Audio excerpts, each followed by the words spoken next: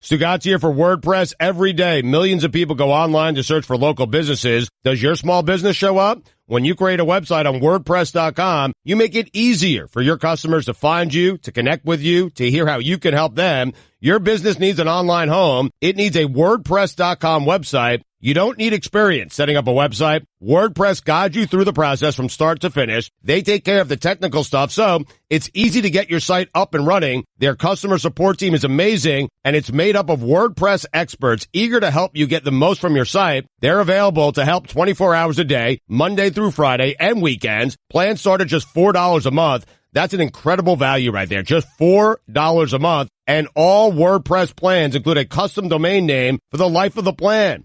Come see why 28% of all websites run on WordPress. Get started today with 15% off any new plan purchase. Go to WordPress.com/Dan to create your website and find the plan that's right for you. That's WordPress.com/Dan for 15% off your brand new website. WordPress.com/Dan.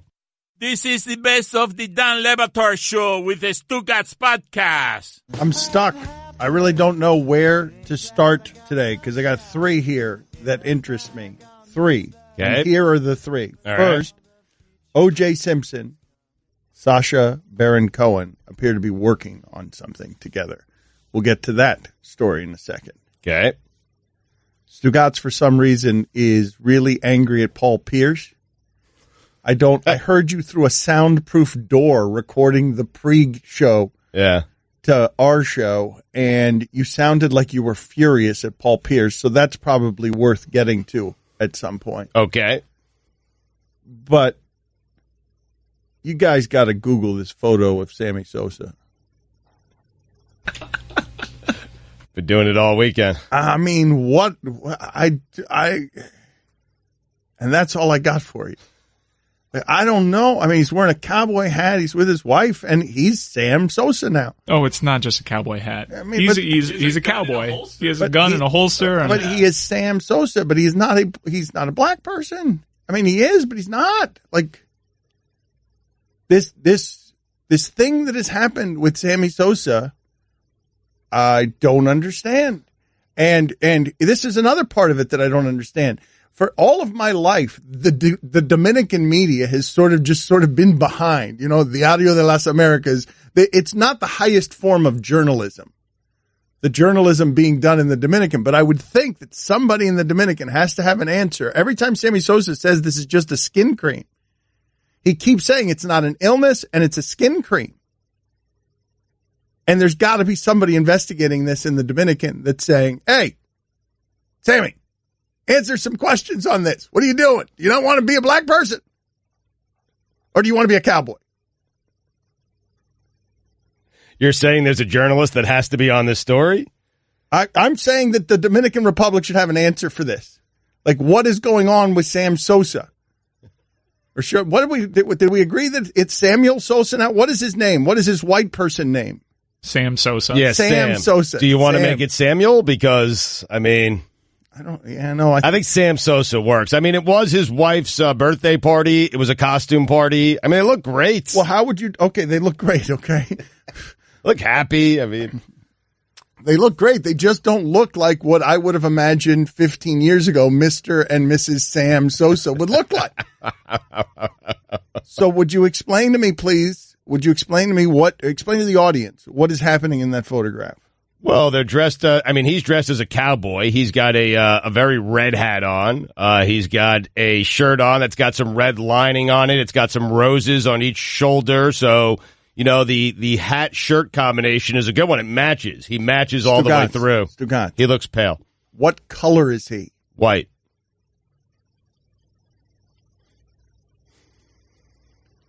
Now, this is what I want to explain to you guys. There are many in our audience right now who only know this person as Sam Sosa. There are many young people in our audience right now that don't remember that Sammy Sosa was a black person because he's been a white person for the last 10 years, or he's been doing stuff with his skin that is unusual. And so this is what I want to take you back to. Once upon a time, Sports Illustrated was the biggest sports thing in the land. And on the cover of that magazine, in a toga, having saved baseball, was Sportsman of the Year Sammy Sosa at a time when the national pastime was the national pastime, and they rescued the sport with a barrage of home runs. And Sammy Sosa ran around the bases one time after a home run while hitting 60-plus in a season while carrying a tiny American flag. It was a joyous time to be alive. He was black. If I had stopped him at second base there while he's running around the bases with a tiny American flag in Wrigley Field where they salute him in right field with bows and praise and love, if I would have stopped him at second base and said, where's this going to end up in 15 years? I would not have had as a white person wearing a cowboy hat. That wouldn't have been on my list of imaginative guesses. Newsweek ran with the cowboy Sam Sosa photo, and through them we learned in 2009 Sam Sosa addressed his complexion, saying he used bleaching cream. He admitted to this. He told Primer Impacto. I know, but why? It's a bleaching cream that I apply before going to bed, and it whitens my skin tone. It's a cream that I have, and then I use to soften my skin. It works. I'm not racist. I live my life happily. What happened was I've been using the cream for a long time, and that, combined with bright TV lights, made my face look whiter than it really is. I don't think I look like Michael Jackson, he added. Wow. Okay, but this is where we are, right? This is the only two times that we've seen this happen in celebrity, right? Because people... Oh, no. I think Beyonce tried it, right? Yeah, at the end of the Newsweek article, it says, Sosa isn't the only celebrity to be accused of lightening their skin. Though they've never addressed it, stars like Beyonce, Rihanna, Eva Longoria, Lil' Kim... Definitely Lil' Kim, and Jennifer Lopez were suspected of altering their complexion to appear lighter. Wait a minute. This is this a loosely covered scandal of our times, or am I just ignorant? I did not know that this was a thing making its way through the fringes of celebrity. It's a celebrity thing, and it was a great piece of work. Mike is right, done by Janice Williams of Newsweek. A great piece of work. She really dug in, man. She did. She got to the bottom of it. Kind of seems like a bit of an aggregator piece. Yeah, it sounds like other people did the work. Stugotz honestly doesn't know the difference between the Wall Street Journal and Incarcerated Bob. Like there's no filter there to know what the difference is. I mean, it sounds like Primer Impacto did the work in 2009. Newsweek just wrote that. Listen, Newsweek has the story. Newsweek has the answers, and for that I give them credit because no one else does. Mm-hmm. Well, not no one else, just it's the first search that came up on your lazy internet search. Yes, it doesn't mean that no one else has. Listen, I just do an internet search and something incredible pops up and then I run with it. Well, very clearly someone else has the answers. Primer Impacto had the answers. All right. Primer Impacto doing that good journalism that you keep giving to Newsweek. Good job by everyone. El Gordo y la Flaca's Instagram has videos of him dancing, if you want to see those. I do. I will be back there immediately. In fact, let's go to commercial early right now so that I can see them. Thank you. Dan Le Batard. Oh, facts and info. Ripe cranberries will bounce like rubber balls. What? Okay. I don't think that is an answer to anything that I was asking, but okay. Very good. So you're telling me that a ripe cranberry will bounce crazy, like if you throw it really hard, it'll ricochet all over your room. Stugotz. I don't believe that. That's fake news. Fake news. Sad. Fake news. It's a fact, Dan. A fat? This is the Dan Le Batard Show with the Stugotz on ESPN Radio. Stugotz's weekend observations are in on time. They will be next segment. Yeah. Is observations on the weekend. I'm sure there will be no overreaction whatsoever to that Cleveland victory yesterday in this weekend observation. Nope, none. Frank Reich is the guy in Indianapolis. And Guillermo, can you do me a favor, please? Can you look up just Frank Reich and Art Schlichter? Because when I think of Frank Reich, I think about a story involving former NFL quarterback and gambling addict Art Schlichter, whose career went down in disgrace, at least in part because he couldn't get a grip on his gambling. And I'm pretty sure that Frank Reich was at the center of Art Schlichter's gambling life going into disarray. And I want to tell people the story with the right details because it's an amazing story. It's bad beat after bad beat. And if Art Schlichter had attacked Frank Reich for these bad beats, a jury would not have convicted him. A jury would have said, we understand why you would get this crazed by what Frank Reich has done to your life. It's literally, well, I can't say it's the only thing I know about Frank Reich, but it's the only thing I think I know about Frank Reich. I think he was a quarterback at Maryland. And the only reason I know that, though, is because of the bad beat. Right. Because he was the quarterback at Maryland when Frank Reich bet the Hurricanes in one of the most epic comebacks in the history of college football. Maryland coming back against Miami. Frank Reich had Miami, had the game won. Now I'm just going to tell the story regardless of whether I have the facts right or not. You want us to play reckless speculation? No, just listen to this. Now I'm just going to tell the story with the details as I have them, and if anything needs to be corrected, then you can correct it. I'm trying to look them up as quickly as I can. I'm just going to tell you. So if you could look up that Maryland-Miami game, it's one of the biggest collapses in the history of college football. Miami blew a big lead, I think, against Maryland. And I believe Frank Reich was the quarterback who led that comeback.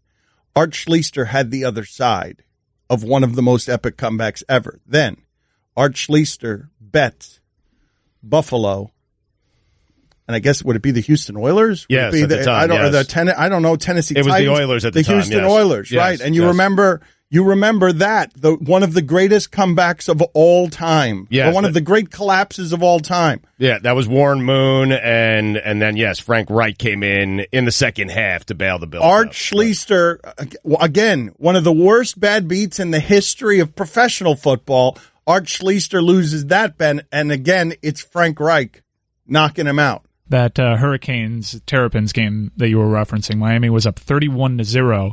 Maryland came back and won that game 42-40. With Frank Reich as the quarterback. With Reich as a quarterback. Art Schlichter had Miami and whatever points he was giving.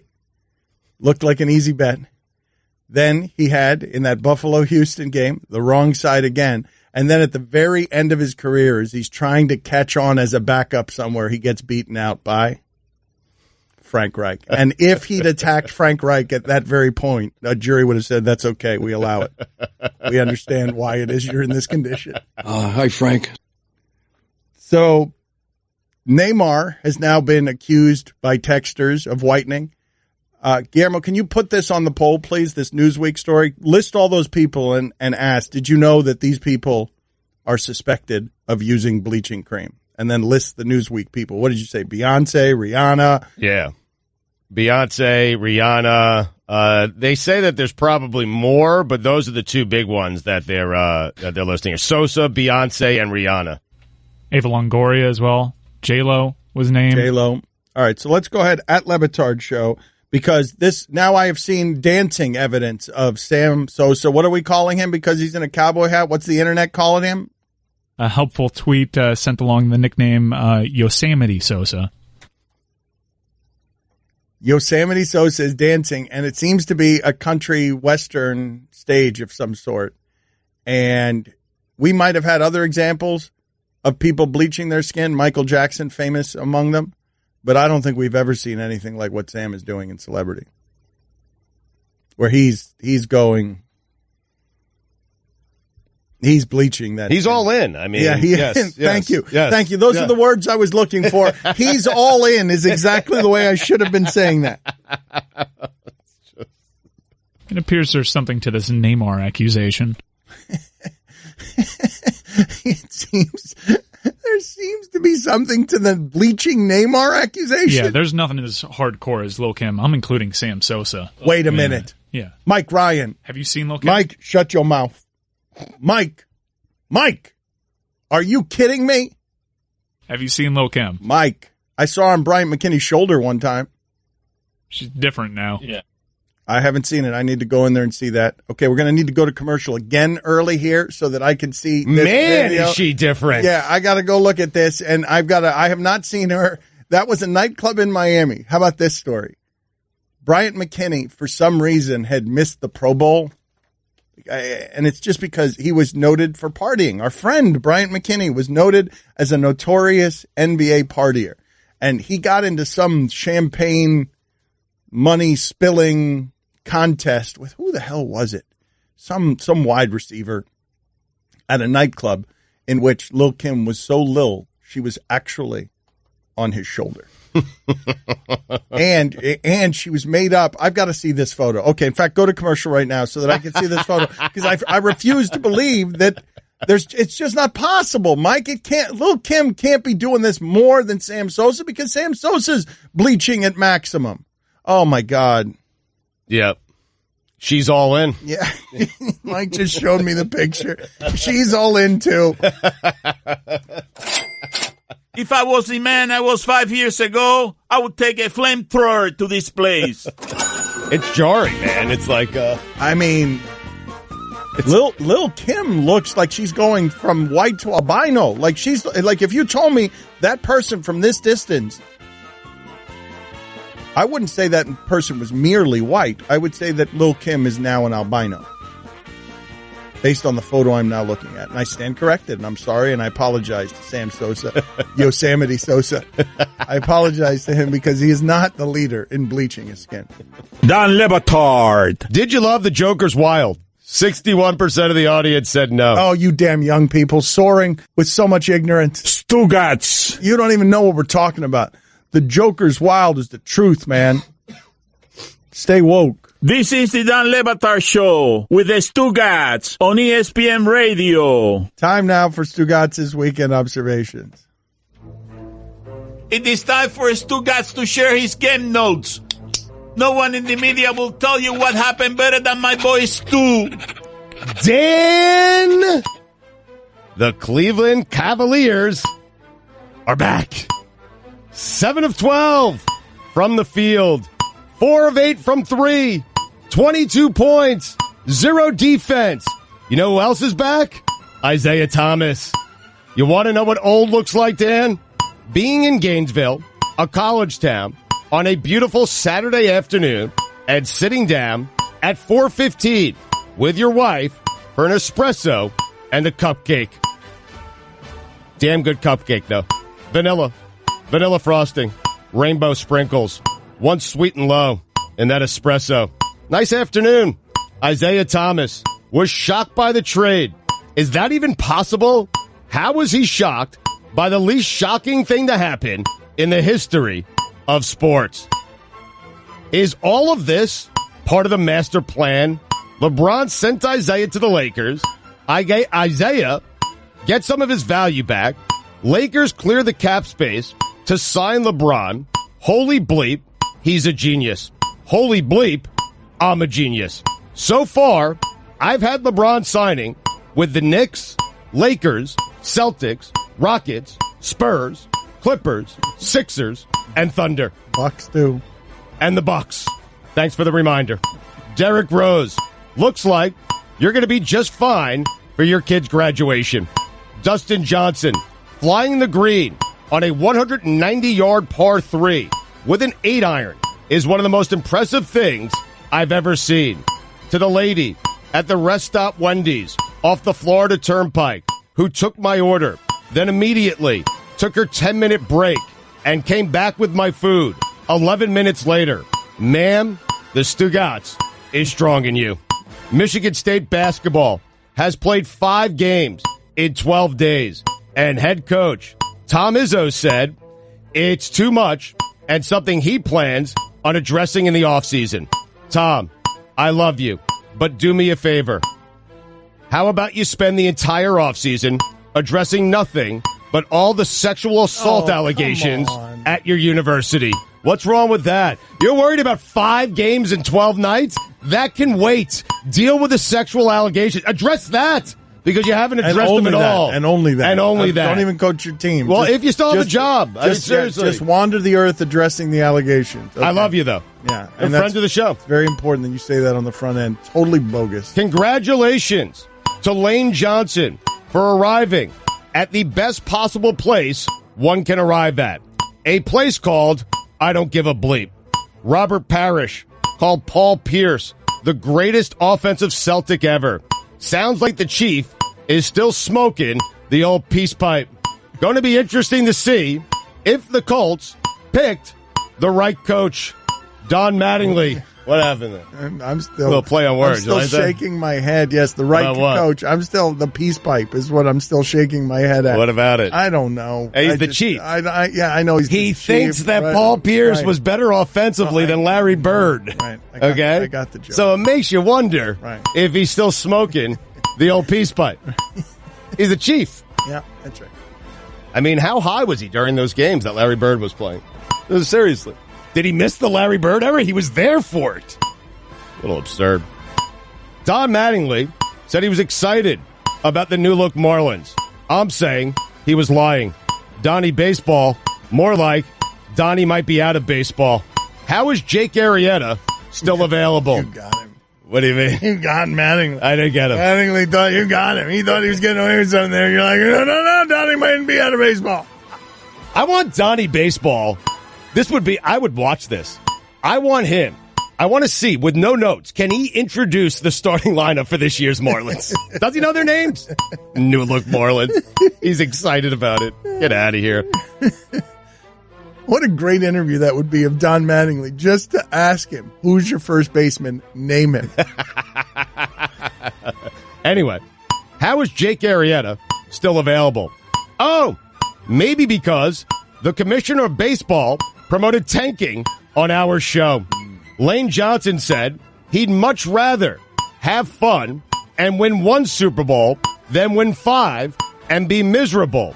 Lane, let me ask you a question. Does Tom look miserable? I miss football, and bobsledding ain't helping. Want to know what sadness looks like?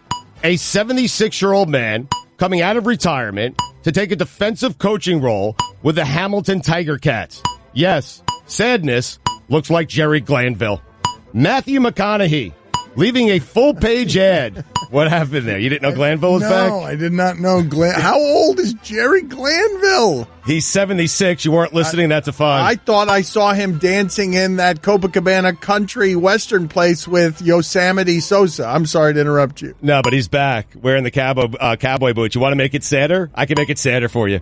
The guy who hired him, June Jones. June Jones and Glanville. There is still a staff roaming out there that has June Jones and Jerry Glanville on it. It's amazing. That is amazing. Guillermo, put it on the poll. Are you stunned in 2018 that there is a staff out there with June Jones and Jerry Glanville on it? Matthew McConaughey leaving a full-page ad for fellow Austin native Nick Foles that read, "From one local to another. Congratulations, Nick Foles. Just keep living," is the most Matthew McConaughey thing ever. Good to see Matthew McConaughey took a much-needed break from figuring out answers to life's most meaningful questions while driving around in a Buick to congratulate Nick Foles. Alex Smith said he is, quote, jacked about how things worked out. Jacked? What a dork. Hey, Alex, is there anyone in the world who wouldn't be jacked about $94 million guaranteed? Congratulations to George Hill, Jordan Clarkson, Rodney Hood, and Larry Nance Jr. for being names that we now care about. Congratulations to LeBron James for having the ability to make that so. Ruin, a 3-time defending Eastern Conference champion with terrible roster moves in the summer, just to make yourself look like a hero with effective deadline day improvements, thus putting you in that pole position to win Executive of the Year. Kobe Altman, the Stugotz, is strong in you. Kyrie, you know what that was?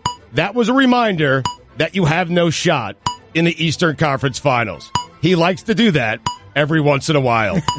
Congratulations to Frank Reich.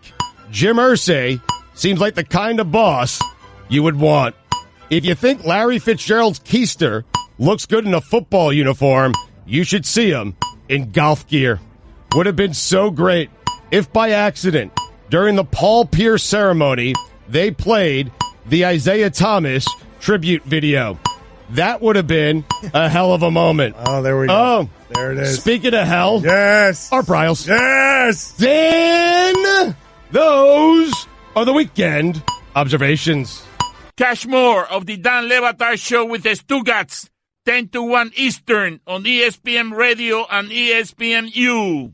Hi, everyone. Stugotz here. Support for the Dan Le Batard Show podcast comes from our friends at Rocket Mortgage by Quicken Loans.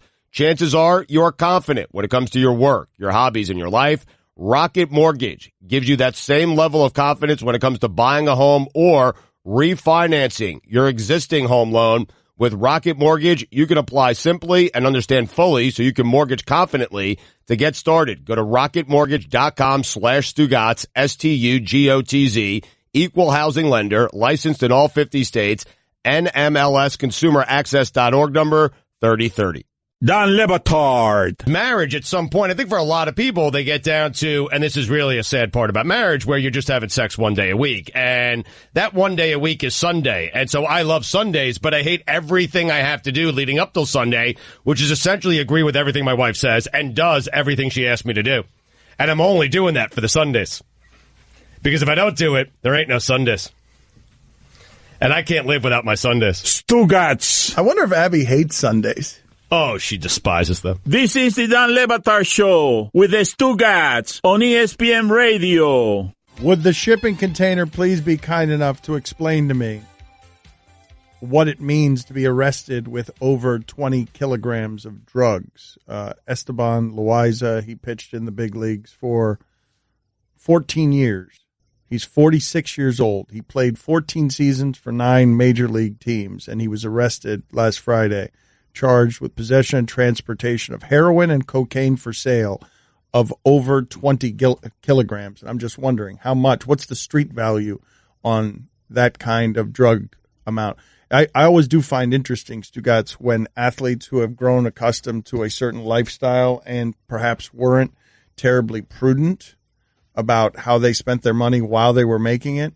There aren't a lot of options outside once you're running out of money. Right. If you haven't gotten yourself educated, if you haven't had a fallback plan, if your entire lopsided life was about being a major league pitcher, there aren't at 46 a lot of other legal options where you can make the kind of money that you had grown accustomed to. And there is only one thing worse than being poor in the financial sphere, and that's being rich and then being poor.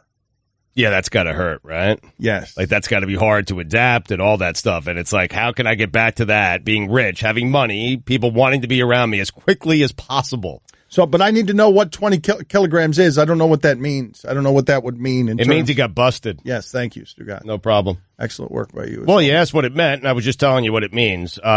He's held on $200,000 bail. It's a felony drug charge. What else do you want to know?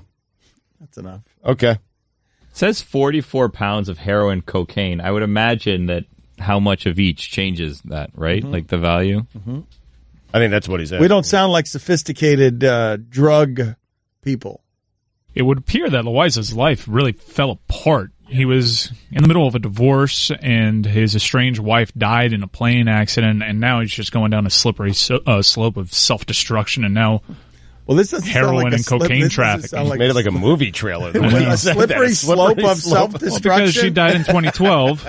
Right. So if it just happened, like, say, in 2013, then it wouldn't have been a slippery slope. It just would have been going off a cliff. Right. And there have been some years here. Okay, so in the years that all of these years that you have not thought of Esteban Loaiza one time. One can assume he's been on a slippery slope of self-destruction. Say that 5 times. Put that on please don't say it again. I'd prefer you not say it. I prefer if we could go back in time for you have never to have said it at all. But now you put it on the poll, Guillermo. Have you known for a long time that Esteban Loaiza is on the slippery slope of what? Self-destruction. Of self-destruction. Totally a movie trailer, man. I mean, this is the first I've thought about, said his name. That's I mean, right. Anything. It's been a long time since I thought about Esteban Loaiza. Yes. In any way. Solid pitcher, though. And now he thunders back into my life. Not so solid. Now he's very solid. Yeah, and Billy just discovered that Loaiza was married to Jenny Rivera. Yes. I didn't know. Tragically died in an airplane crash. Yeah. He was 126 and 114, 14 seasons, second winningest pitcher from Mexico in Major League Baseball history behind Fernando Valenzuela. I would say that's pretty solid.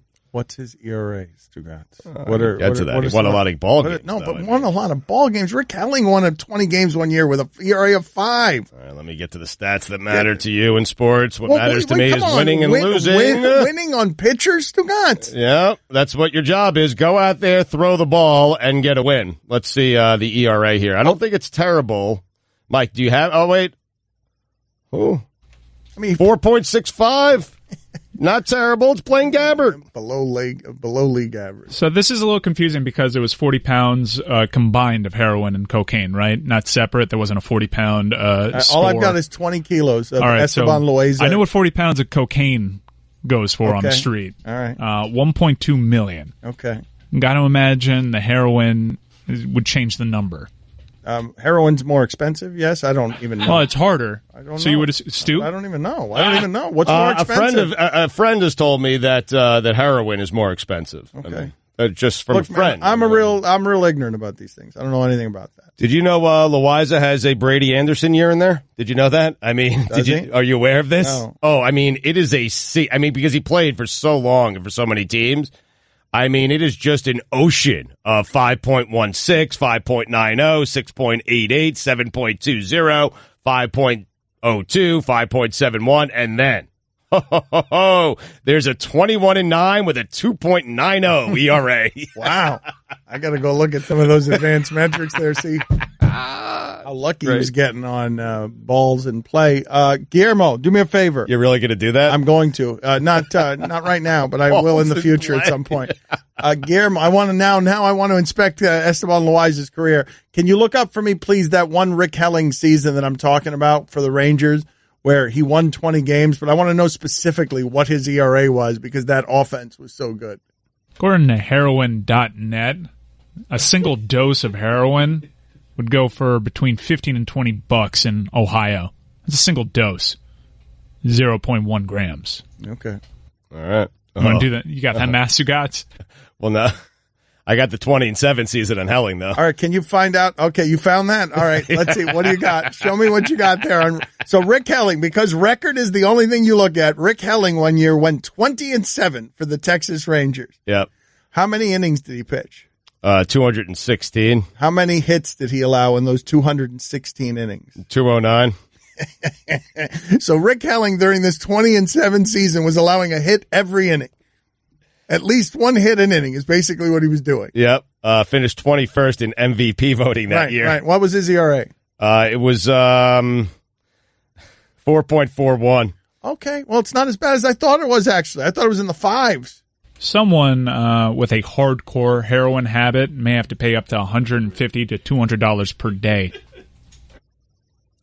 1.327 whip. Mike, but I thought, correct me if I'm wrong. He was bad. Okay, help me out here though. If a bad daily heroin habit costs you between $150 and $200, what does a bad daily cocaine habit cost you? Like, isn't cocaine expensive? Anybody at all? I don't know. Like, I would think. All right, put it on the poll, Guillermo. A nasty cocaine habit. Does it cost more than $150 daily? No need for a poll. $300. Through a friend. I hope he gets better, man. I really do. I've been talking to him about this for a while. Trying to help him out. Stop doing cocaine. Friend. Stugotz wants a new boat. Time for some more ads. The $300 a day. What's that about? What is that per week? $2,100 a week if we're going 7 days. So about 10 live reads. Don Batard. Wasted away again in Margaritaville. Searching for my lost shaker of sand. Stugotz. Some people claim that there's a green person to blame. Really? But I know. I'm not Margaritaville, baby. This is the Don Batard Show with the Stugotz on ESPN Radio. Stugotz has been ripping Kobe Bryant during the breaks. He's been ripping Paul Pierce during the breaks. He's been envious of Greg Norman during the breaks. The shark. Did you see the picture of Greg Norman sliding into his birthday? And by sliding into his birthday, he was on a yacht that has a water slide that he slid right into the ocean.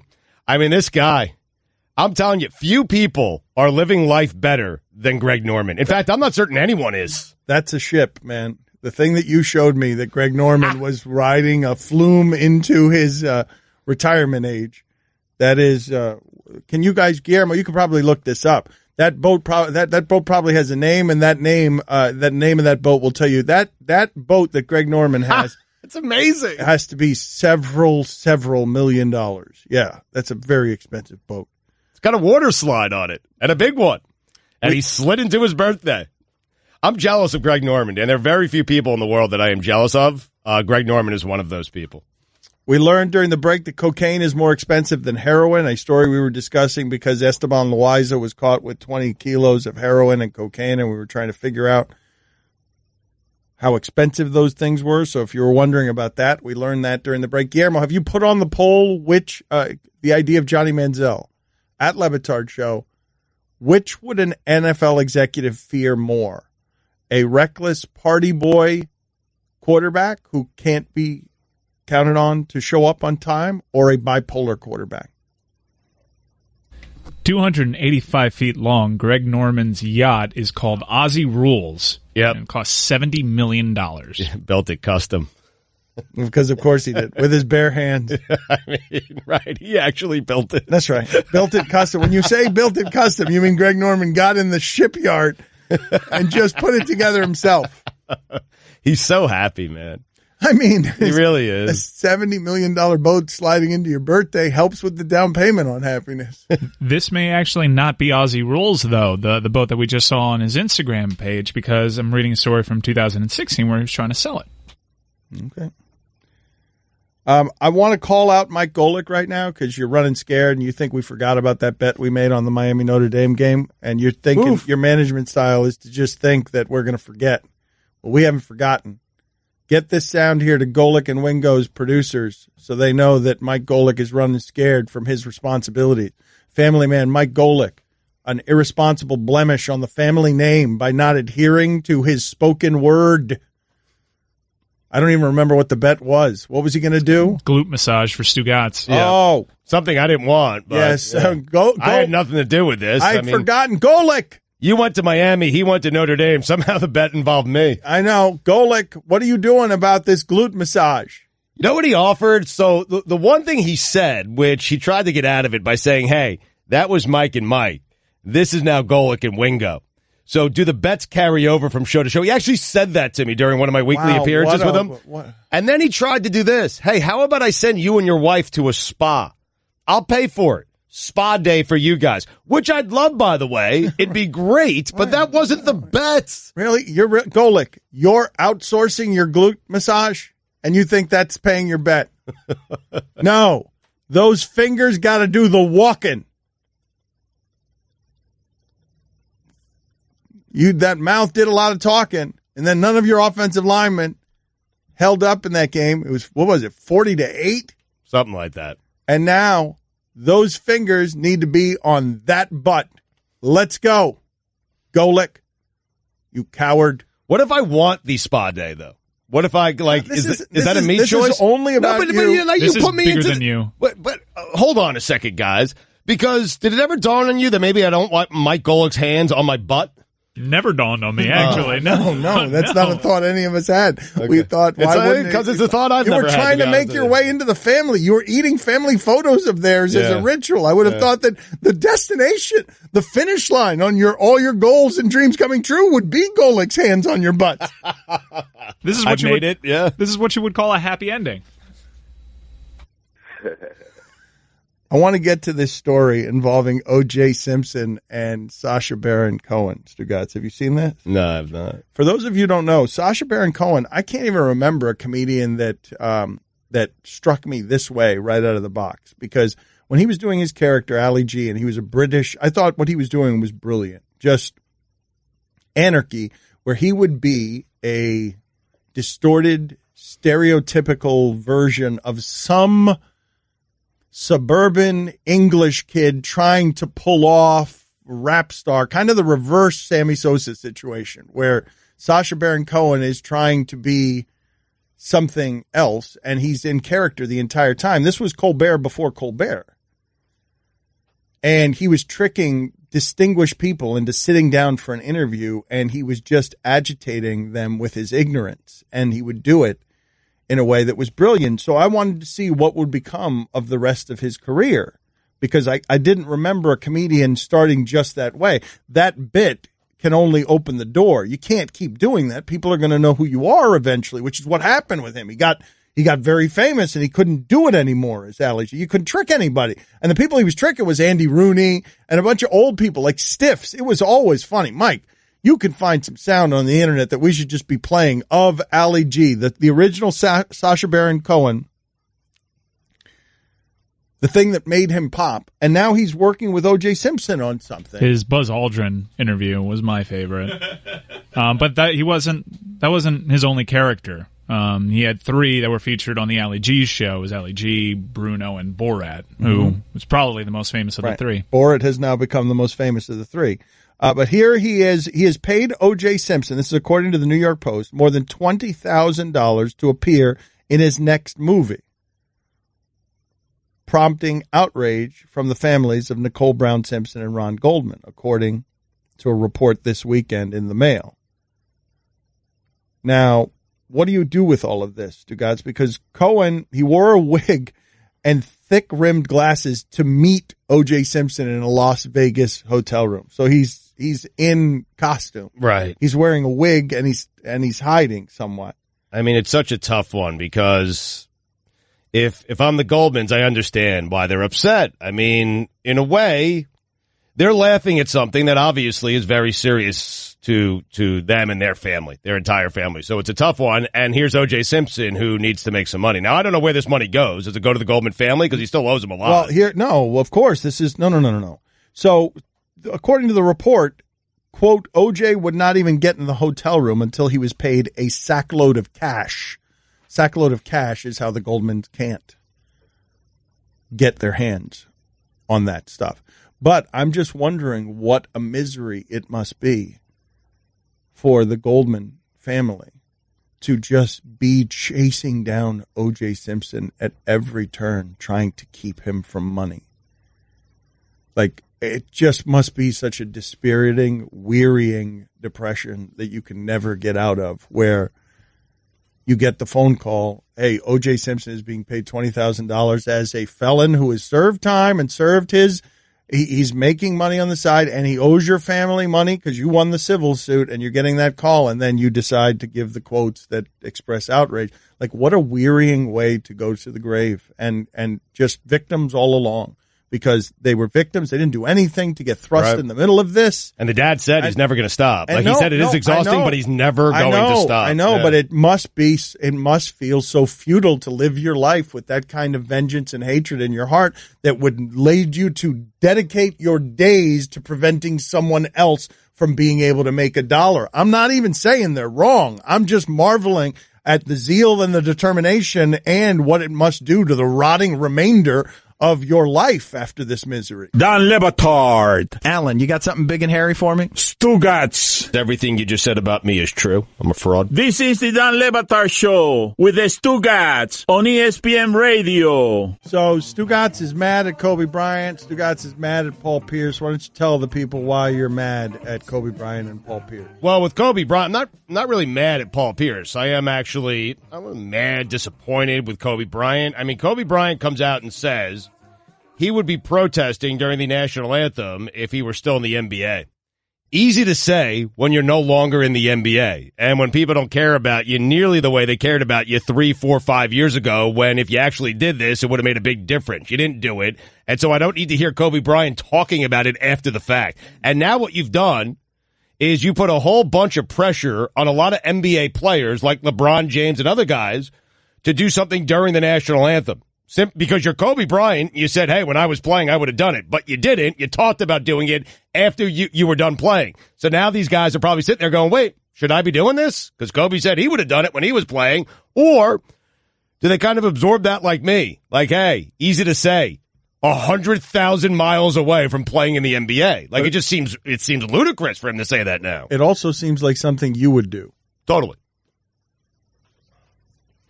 He also wouldn't have done it. I mean, that's a fact. There's no way. He could sit here and talk about how he would have done it. That's not a fact. That's a fact. You I'm don't telling know. you. He had opportunities to do it. He never did it. You don't know what a fact is. That's not a fact. That is not. Do you know what a fact is? Well, listen, there are facts, like everyone knows what facts are, right? There are facts, and then there are facts that I have drummed up in my head, yes. So there are facts, and then in grading on the curve, there are facts if Stugotz says they're facts, right. Which is like your signature move of ending a good point that you've made by saying, and that's the truth. Yeah. Like, that's what you want to be your slogan, your what is that? Your action movie line. I don't know what it is, but all I'm saying is if Kobe Bryant, when he was at the height of Kobe Bryant powers and making money and had endorsements, there's no way he would have protested the national anthem. That's a fact. Okay. And that's a fact. Yep. Because you say it is. What do you got for Paul It's easy to say now, is it not? Agreed. Where was Kobe Bryant 5 years ago? It is much easier to say now. There's no dispute with what you're saying. But now there's pressure for guys like Kobe and Steph Curry and other guys who maybe don't want to do that, but now you have Kobe saying, well, I would have done it. Okay. Well, you didn't do it. That's correct. You've made that point a couple of times now. Well, it rings hollow, does it not? I mean, it's easy to say. Done it. It's easy to say, but it was also easy for you to say that you would give $100 per goal to every goal the Panthers scored in a night of hockey. And then when the bill came due because they scored 7 goals, after doing interviews on television about your promotion of $100 per goal in a Florida Panthers game, you still haven't given that money. So it would have been easier to say than to do. I got caught up that night. I really did. Caught up in the emotion and the lights and people wanting, people demanding me and talking about what a great person I was. No one ever does that. It was a bad team. I don't know. They scored 7 goals. I got caught up in the emotion. Everyone was calling me this, this great guy, and it was. I'm not. It's never happened before. It's never going to happen again. You were were doing TV interviews about being a charitable hero. Yeah. You were doing. Felt good. Right up until the bill came. I'm just saying that is a bill that you can at any point go ahead and write a check to cover what it is that your mouth said it is. Oh, you think I could still write that check? You could. Really? We're 4 or 5 different ownerships teams in since you. I'm in a better place financially. I mean, should I still write the check? Should I offer it up? Again, for those of you who are not familiar with Stugotz's work, that is a thing that happened on the radio. Stugotz pledged for goal scoring on the Panthers, $100 per goal. The Panthers went crazy, scored 7 goals. Stugotz, during that, was giving interviews about his charitable efforts. Giving interviews, making the rounds, and then when the bill came due, Stugotz walked out on the check. And now he's lecturing Kobe Bryant about when it's easy to say stuff. Yeah. But what do you have for Paul Pierce? Well, with Paul Pierce, I'm not mad at Paul Pierce. It was just the way his day that he so desperately wanted to be his day turned out was laugh out loud funny. Because his day was the saddest jersey retirement in the history of jersey retirement. Because I don't know, listen. Whoever planned this should be ashamed of themselves, and I'm not certain they should plan anything for the remainder of time. Because you have LeBron coming in, and it's right after the trade deadline, and someone thought it would be a good idea. And LeBron's going to send one of those messages he likes to send a couple of times a year where he comes to your building and blows you out and tells you, hey, Kyrie, you don't have a chance. That's a fact. Eastern Conference Finals, no shot. And Paul Pierce waiting around in a blowout and a bunch of fans waiting around during a blowout. They all wanted to leave. No one wanted to stay around. Paul Pierce didn't even want to be there. He was bored and he was sad. Waiting around to do the jersey retirement after getting blown out by 20 at home to the Cavaliers. It was just funny, man. And sad and poorly planned. It was a terrible job. Seriously. Guillermo, put it on the poll. Should the event planner for the Celtics be fired? Yes. There it is. Oh, for the love of God. I mean, you knew LeBron was going to ham one to the Celtics yesterday, and everyone's going to wait around 30 minutes longer than they wanted to. After the game is a bad idea. I'm not even certain the guy's jersey should be retired. Oh, for the love of God. Don't forget, you can hear more of my sons Dan and Stu weekdays starting at 10 Eastern on ESPN Radio and ESPNU. Attention shoppers, clean up on aisle 14. Clean up on aisle 14. Someone dropped a jar of pickles. Pickles. Kosher pickles. Beatboxing at a big box store. Surprising. What's not surprising? How much you could save by switching to Geico. A red minivan has the lights on in the parking lot. Geico. 15 minutes could save you 15% or more. Geico. Don Batard. I'm going to a concert. The date is in my bedroom.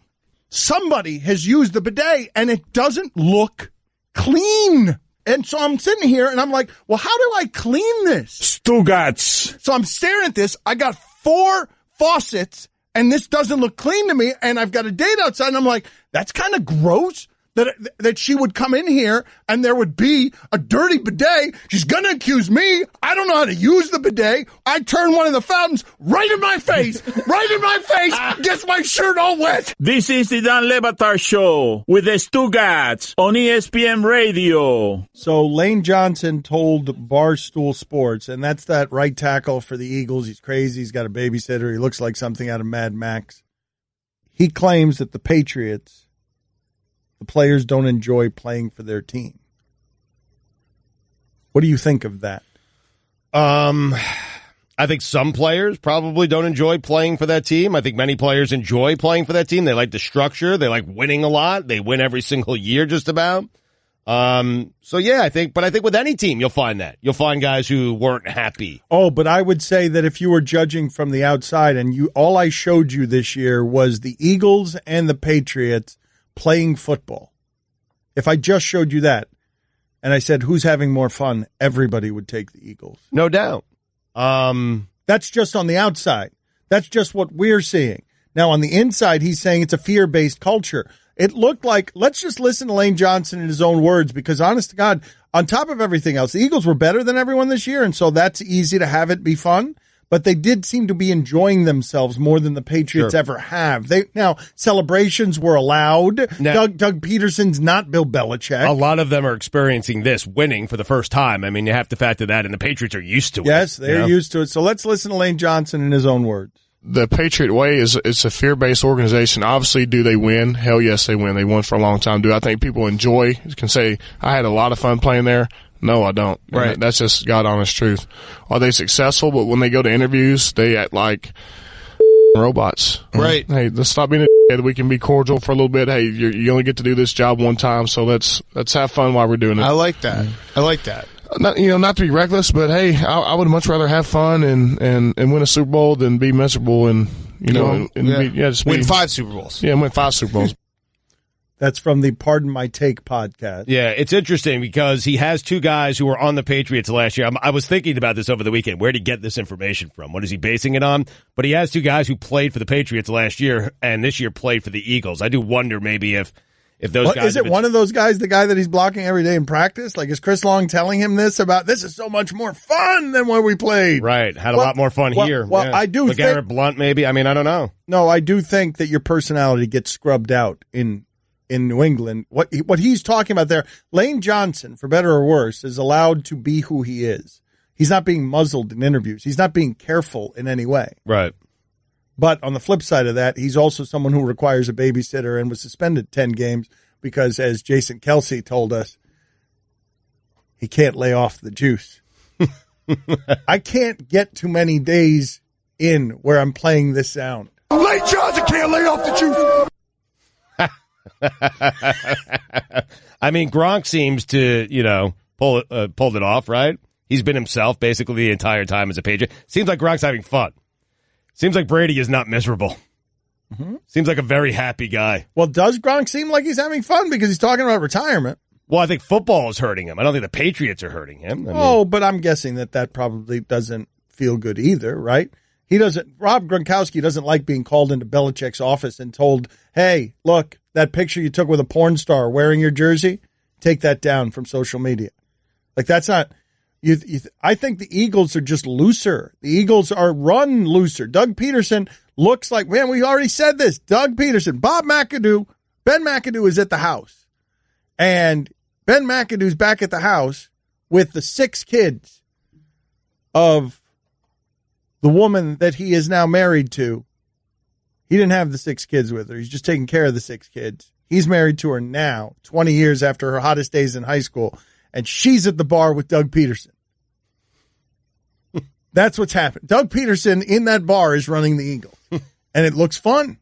It looks more fun. Now, overwhelming everyone looks more fun. But when do the Patriots look to you like they're having fun? Ever. In any walk of life. Because Edelman did it after the parade. He looked like he was having fun, ending up in strange beds. Right. I do think part of Gronk is exhausted with all these rules that he has to follow, and it's just mentally draining on him. Well, but this is what I'm talking about, though. You hear all the time in sports the idea of teams taking on the personality of their coaches.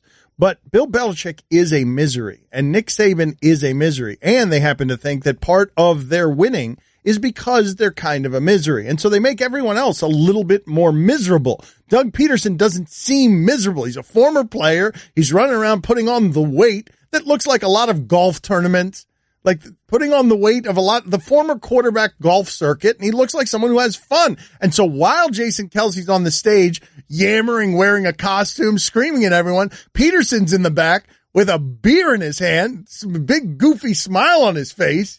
Caught a beer one-handed while on a float that someone tossed him. Of course. He's got a lifetime of experience doing that. We have this old Gronk sound where he was talking about celebrations and how he can't talk about it. And just listen to poor Gronk. He sounds miserable. We got yelled at. We're not allowed to talk about celebrations. That's what we got told, but I kind of want to talk about it. But I kind of don't because I'll get in trouble. So I don't know what to do. Wow, real internal turmoil inside of Gronk. It's mentally draining on the poor kid. What an incredible conflict just roiling inside of him. Hold on a minute. This is, I believe, the first time I've ever heard Rob Gronkowski contemplative. We got yelled at. We're not allowed to talk about celebrations. That's what we got told, but I kind of want to talk about it. But I kind of don't because I'll get in trouble. So I don't know what to do. Let me ask you this. His answer is just retire. Yeah. Let me ask you this. When Rob Gronkowski caught his 400th pass in that one game against Pittsburgh, and he's in the end zone dancing and pointing at the guy who was trying to cover him and spiking the ball near him while laughing at him, laughing in the dude's face. How do you think that conversation went with Belichick afterward? Not well. Yeah, how much fun do you think that? Because it seemed fun. Gronk looked like he was having fun laughing in that dude's face and pointing in his face and laughing in his face. Right. Winning's fun, though, man. I know, but he looked like he was having fun, and Belichick probably didn't like the way that Gronk was having fun. Were words even exchanged? Because Gronk's just grunting, and Bill Belichick's just muttering something. That's right. It was just... That's what he's hearing. There's no words being exchanged. What about my theory, though, that these are largely joyless organizations, that there should be more joy with winning? I think what we're doing, though, and Lord knows I'm guilty of doing this, we just saw Kelsey at an Eagles victory parade for a team that's never won a Super Bowl, dressed like, I don't even know what he was dressed as, but just saying whatever came to his mind. Of course it looks like they have more fun. Okay, fair enough. But have you ever looked at the Patriots over the last 15 years and said to yourself, man, that's a team that's having fun? You watch the Warriors, they're having fun, or they were having fun, less so lately, but you've seen them having fun. The Cavs and the Heat were having fun. You saw it. Although the Heat stuff, I don't know. Were you not? I don't know. Maybe the Heat weren't having was that fun? I don't know. But to answer your question, when the winning got there, it was fun. Well, that's the thing. The winning's fun. But to answer your question, no, I've never seen the Patriots have fun. Okay. Even while winning, I think. That's what I'm saying. Yeah. I don't think the criticism is invalid. Dan's new water world isn't going to pay for itself. But would you take the 5 championships and a little less fun as opposed to 1 championship and a whole lot of fun? I mean, that's a good question. Because I take the 5, man. To me, it's a good question. Dan Batard. Bill Belichick has told his players that despite the blizzard that's expected in the New England area, the Patriots will hold its final practices during its playoff bye week. No excuses for being late. Moron. Stugotz. Don't do that. Sorry. No excuses for being late. I'm sorry. If he needs it, you got to give it to him. He's helping Bill. He is displaying behavior, that of a moron. That's all I'm saying. Save it. We're good. You kick, save, and abuse. This is the Dan Le Batard Show with the Stugotz on ESPN Radio. So you may have noticed at ESPN that we have a lot of time to fill all over various media platforms. And so the third question after this weekend, and it made me sad for sports and for my television show. Yeah. The third question made me miss football as well, but not miss it so much that I care about this third question. All right. Is Frank Reich the right guy for Andrew Luck? Now, good question. How can anyone answer that question that you would care what their opinion is on that? Who is the person who could say what that you would care? Oh, that's interesting analysis. Because how should we know what kind of condition Andrew Luck is in when it seems like he's got a botched surgery situation? And how are we supposed to know who the hell would be good for Andrew Luck when we keep giving these quarterback whisperers like Ben McAdoo jobs and then they fail and we laugh at them? You ask too many questions and you think too much. It's just sports.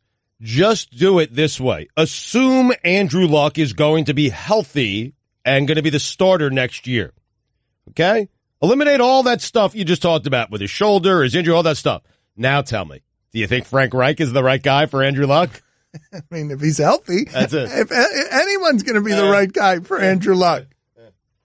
So he's the right guy. I mean, he's the right guy because Andrew Luck is going to be good if he's healthy. Yes. Frank Reich's not going to screw him up. Nope. But is there a guy that I can put in that position? You'd be like, oh, Jeff Fisher. Jeff Fisher's the only guy I can put in that position where you'd be like, oh, no, he's going to screw up healthy Andrew Luck. Probably. I'm certain there's more, Mike. We're not just... Well, but here... The guy they just fired. But here, Stugotz, here's one... That guy got to an AFC championship game with Andrew Luck. He did. All right, but how about this? Follow me down this path. Okay. You heard last week Seth Wickersham. You heard me profess my love for Seth Wickersham in a way that was awkward, cumbersome, and mockable in a way that echoed throughout my weekend and woke me up one night horrified because I remembered that I, for no reason whatsoever, had told Seth Wickersham 3 different times that I loved him. Good cover. Good cover. We love you anyways. Kick, save, and abuse. Kick, save, and abuse. Seth, we love you. Thank you for your work. We love you. Oh, that third one. The third one really makes me wince. You That's wouldn't have noticed this much. Yeah, we love you. Yeah. So, but he told you that Belichick didn't want to trade Garoppolo, and when he got neutered, that Belichick, even though he could have gotten better offers, immediately tried to figure out a way to get Garoppolo with somebody that would help Garoppolo. Yes. And so he called Kyle Shanahan, who was great in Atlanta, and Matt Ryan and the Falcons didn't look the same when Kyle Shanahan left. He called Kyle Shanahan, and he said, here, Garoppolo for what? And then next thing you know, Garoppolo's the highest paid dude in the sport. Yeah. And it happens that fast. Yep. I read an interesting point about that, just quickly on that story, that one of the first days Shanahan took over as the Niners head coach, he saw Bill Belichick. He knew that he needed an elite quarterback. He had Kaepernick, knew Kaepernick was leaving. They were going to get rid of him. And he went up, and he had seen enough of Garoppolo. And he went up to Belichick and told him how impressed he was with Garoppolo. You have Tom, want to trade him to me. I think Belichick really, hey, you see it, and you're seeing it early, and I want this kid to go into someone who knows how to coach this position. But what, outside of Kyle Shanahan and the example I just gave you, who's a guy that I could put with Andrew Luck and you'd be like, wow, that's inspired. I don't believe in this stuff. So the question, is Frank Reich the right guy for Andrew Luck, strikes me as a brutally lazy question that just is meant to fill sports content that they might as well just say, Dan, can you talk for 30 seconds? We just did 5 minutes on it. Just filled our content too. Yeah. But I'm asking the larger question. Does the audience, is there an answer? How is this interesting to anyone in our audience? Not just, I'm asking you, is Frank Reich the right guy for Andrew Luck? I'm daring you guys to make that entertaining. I'm asking you, and the only way I can do it, I'm not as good at these impersonations as Mike Ryan is. Well, I can try. If I'm going to be healthy, all signs point to yes. And all the times in the chemistry that I have with Jack Doyle.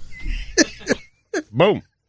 Don Le Batard. Mike, for some reason, I saw you in the room there working on what I thought was your Andrew Luck. I wasn't sure. I walk into the room, and of course, what they're talking about is who in sports would you call to rescue your life if you were in a threatening situation and feel like you were going to actually be rescued. And so he's working on his Andrew Luck. So let's go ahead and play it out. Stugotz. Well, not something I want to do, but absolutely it'll save your life. I'll rappel down this cave, neutralize the threat, we'll secure the perimeter, get you back to your beautiful wife, happy wife, happy life, Jack Doyle. This is the Don Le Batard Show with the Stugotz on ESPN Radio.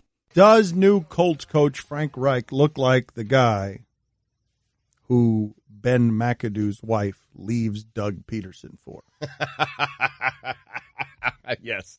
Swaggering Frank Reich? Yes, that should be the third question and highly questionable today. Yes. Does Frank Reich look like the guy who Ben McAdoo's wife leaves Doug Peterson for? All right, before we get to Chris Sims, though, we told you that story before of how Art Schlichter, if he assaulted Frank Reich, there is not a jury in the land that would convict him. So Mike Ryan went back in the archives. I guess we talked to Art Schlichter about that story. We did? I guess we did. I don't have any recollection of it, but Mike found the sound. So now you will hear what Frank Reich did to a noted gambler, former quarterback Art Schlichter's life. We had heard that you had losing bets on the following games. University of Miami, Maryland, the biggest upset or comeback ever in college football. You were on the wrong side of that. The comeback led by Frank Reich. That you had the wrong side of the Buffalo-Houston playoff game, the historic game, the biggest comeback in playoff history, led by Frank Reich, and that you then had your playing career ended by Frank Reich beating you out for a position with the Carolina Panthers. Is that accurate? That's a true story. I remember either 82 or 84 where they had the big comeback and Miami got beat by Maryland. And then certainly, I think it was, 92 or 93 when Frank led the comeback, 91 maybe, when he led the comeback. I walked into a bar and had a bet on Houston, and I think it was 31-3 when I walked out to do something. I came back, and it was in overtime. So it was, and then Frank, at the end of my career, when Jim Kelly came in with Buffalo, I was one of the quarterbacks there, and they kept Frank, and I was released. So, yeah, Frank's been a thorn in my side over the years. It's amazing. Oh my God. It's amazing. And Guillermo, put this on the poll, please. Is Art Schlichter going to kill Frank Reich? Did you hear the pain in that man's voice? I think we'd have to let him go free. Like, Art, we understand, man. That's just horrible. You shouldn't have done that. Don't do it again. You're talking about killing. I'm just saying. Look, we all understand. Don't murder anybody. Right. But in this one case. We understand this one time. This one time. Chris Sims has a list of the top quarterbacks in the world right now. The list is 71 people long. 71 is Cody Kessler. Number 70 is Blake Bortles. Now, we got to number 38, and we found Eli Manning. Right after Geno Smith, but before Derek Anderson. Yeah. That was shocking. Yes. And then we got to number 33, Nick Foles, Super Bowl MVP, and we found him tucked neatly between Carson Palmer and A.J. McCarron. Woof. Woof. Woof. And now, since Nick Foles, 32 has been Carson Palmer, 31 Jay Cutler, 30 Patrick Mahomes, 29 Josh McCown, 28 Jacoby Brissett, Frank Reich's Jacoby Brissett. And now the 27th best quarterback in the universe, according to Chris Sims of Bleacher Report, is Ryan Tannehill, Miami Dolphins. Wow. Low, very low. Health is the issue here, right? Health? It is definitely part of the issue. He's certainly a top 20 quarterback if you were going into the 2017 season, But yes, tearing your ACL, being out for the whole year, knocks him down a few spots. But he's a guy that does have potential. He does have potential to be one of the top half quarterbacks in all of football. He's a great athlete. He is a athlete who plays quarterback, and he's learning to be a quarterback who's an athlete, and he's still in the process of doing that. All right, Chris, we will talk to you again tomorrow. This is turning in, you feel it, right, Chris? This is turning into the definitive quarterback list, right? This is the list that everyone will look back on and use it, right? Like at future sports radio shows? Yeah. I feel like there's nobody on the planet that puts more time and effort into their list. I can at least say that. So there should be at least a baseline. This is at least a baseline for all of those out there. Yes. Thank you, Stugotz. You got it. That is the list for eternity. This is Moses coming down of the mountain with the tablets. Thank you, Chris. We appreciate the time, sir. All right, guys. Talk to you tomorrow. See ya. Well, 26 days to go. It's been a good run. It has been. It's just getting interesting, I'm telling you. I love everything that's happened there, where we've gone 70 straight days with that kind of consistency. Thanks to him for toughing that out, because that's annoying every day to do that, to make sure that you're stopping somewhere in your day and just waiting for us to stop talking, to pop on with us. Yeah, and just check out that podcast with he and Lefko. Yeah. Poor guy doing this every day for free. Yeah, we should have Lefko on at some point. Just click on it. Let him get a click. That's right. Give him the clicks, people. Go give it a click. He said his clicks are way up since he started doing this show. I mean, I don't want to take any of the credit for it, but I'm just telling you what he said. I'm not telling you to go listen to Chris and Lefko. Just go to the page and give it a click. Give it some clicks. All right. Stugotz, you got anything left for Paul Pierce? I mean, it was just interesting in that moment, okay? That you have this guy who wants his own day. Want my own day, want my own day, want my own day, want my own day. Gets his own day, and his own day drags on forever. I mean, just forever. It had reached a point where they panned over to Paul Pierce in the stands, and he was upset because the Celtics were getting, just destroyed, and it was embarrassing. But Paul also knew that, man, I got a whole bunch of people waiting around. And the only thing that I'm entertaining them with, they're waiting around for me in my ceremony because I wanted this thing to myself and I wanted it at the end of the game. And the only thing I can offer them in the way of entertainment is the Cavaliers blowing us out by 25 points. And you could tell it was affecting Paul and his entire family. I'm telling you. So that was his decision to put it after the game? I don't know whose decision it was, but whoever's decision it was should not be making decisions anymore. That is a bad decision. It's a horrible decision. Some people would leave early because of the blowout. Nobody's in the mood. Right. Whose decision was that? It should be halftime or before the game. We are classic second guessers. I got to be honest. I said it at the time. No one was around. I was just talking out loud, but there was no one there in my house. And I said it's a bad job by the Celtics. You don't want to have this thing after the game. You want to have it before or during the game because you never know what's going to happen during a game. And what happened was LeBron James.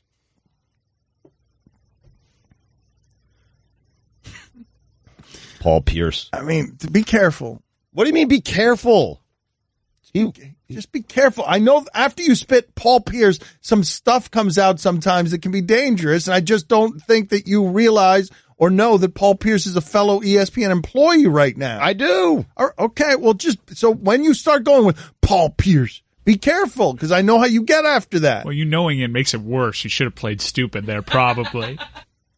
I didn't say anything bad about Paul Pierce. I'm just telling the truth. Everybody knows I'm an ad man.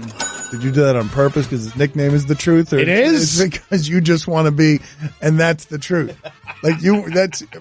This is going to be Stugotz's action movie saying, right? And that's the truth to punctuate segments. We update the polls next. I found myself, listen, I'm joking. Paul Pierce deserves to have his jersey retired. Doesn't deserve an entire day. Didn't need to, Isaiah Thomas could have been a small 90-second part of it. I actually found myself, whether he planned it or the Celtics planned it, I felt badly for him. I'm serious. Because it fell flat, man. When I was telling you to be careful, you didn't say anything wrong about Paul Pierce. Your criticism is valid on the things that we're talking about. I just know you. When you start spitting under your breath, Paul Pierce, sort of gathering steam on this, I was just telling you to be careful. Okay. Because what comes after that sometimes with you can be pretty poisonous. I'm glad you said it. And I don't think you want to fight with Paul Pierce. I don't want to fight with Paul Pierce. 1-800-Flowers is the way to go, people. The rush is on. I'm going to end up in a fight with Paul Pierce because of you.